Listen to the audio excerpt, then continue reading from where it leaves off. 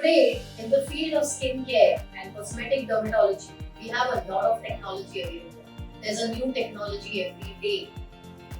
Machines for treating pigmentation disorders, machines to remove hair, unwanted hair from areas you don't want the hair to be in, machines to give you skin tightening, skin rejuvenation, removal of lines, wrinkles, to treat acne scars, to treat all sorts of scars, stretch marks, machines to improve the condition of the skin, the glow of the skin polishing machines, machines for body shaping, body contouring, non-surgical fat reduction, slimming, and so many more technologies which are available today.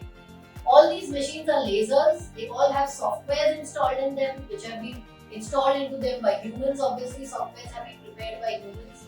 Every software knows what it has to do. It has been designed for a particular reason. However, there is something which is different, right? Which will depend upon the experience of your dermatologist, which will depend upon the skill of your dermatologist, the training, the experience that they have.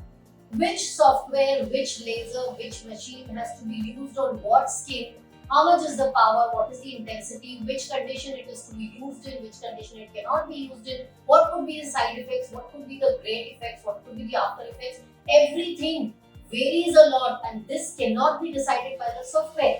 This has to be decided by your dermatologist, the skincare expert who's looking after you. So that is where the experience and the training of your doctor, of your skincare physician comes into play. You know, it's not just having the machine, it's not just having the particular machine or the particular software or the equipment with you.